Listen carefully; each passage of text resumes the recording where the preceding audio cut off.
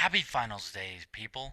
My name is Dylan Beard Bratton, and I'm here to tell you about a very important issue in pre Donald Trump America: the console wars. There's been many wars in American history: the Civil War, the Cold War, Vietnam, all the other wars no one really cares about. But the console war is just as important as the rest of them, for one reason only: entertainment. We all seek to be entertained in the best way possible. So, we're here to help you make an informed decision on whether you should choose consoles or PCs. Consoles have been around for generations, starting with Nintendo and Sega, and moving on to Microsoft and Sony. But PC has risen through hipsters and children playing Minecraft all day long.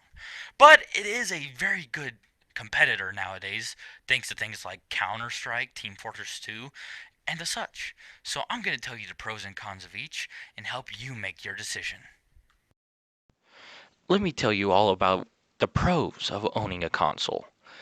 To start, it's a lot cheaper than a PC. About $500 cheaper if we're going to be specific here. It's a lot easier, especially if you're only a casual gamer who doesn't spend all their time gaming all day. It's a great investment. And then there's a lot more basic controls, so if you are a casual gamer, it's not going to take a lot of a learning curve for you to actually figure out how to do things. It's a lot easier to set up. You just put it on the ground, plug it in, boom, you're done. The There's a lot better gaming support. AAA titles love their consoles and they're more willing to fix the bugs on there than they are on the PC. And it's just overall a simpler product for those who aren't the most hardcore of us all. Now, let me tell you about why you shouldn't think about getting a console. The fact of the matter is, it's not that powerful. It's powerful enough to somewhat run a game properly, but there's not a lot of frames per second FPS.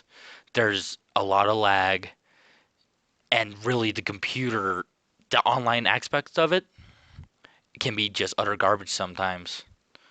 There's a lot less functionality when it comes to it.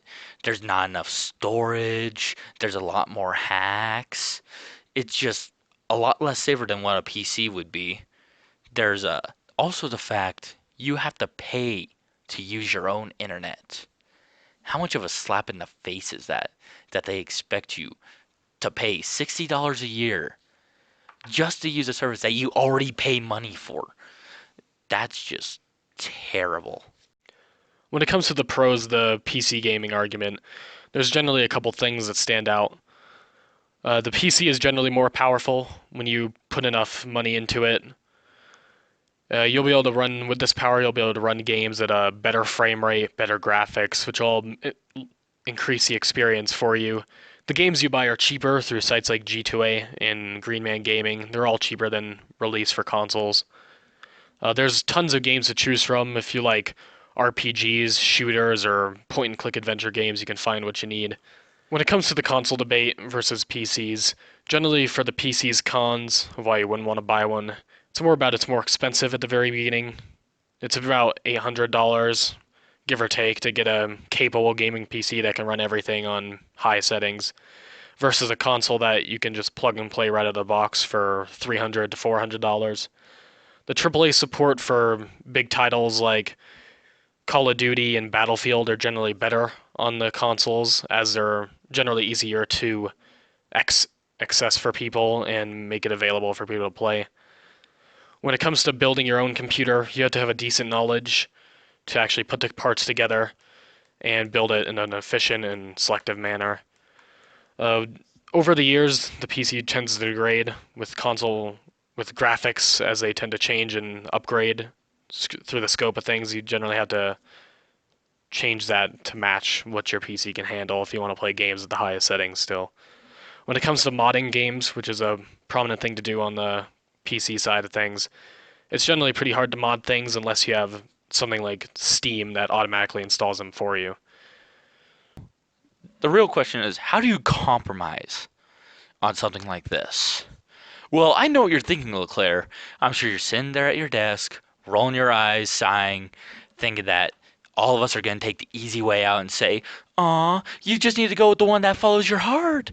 Aw. No, that is not how we roll here. No. What we are suggesting is something that has already been attempted. Now, it may not have succeeded, but it's not entirely its own fault.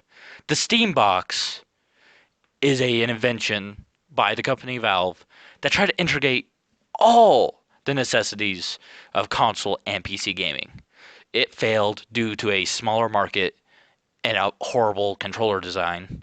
But I believe if Microsoft, Sony, Valve, Lord Gaben himself come together and they help make something that is truly beautiful and encompasses all of the players' loves and needs, we're going to have something real special here.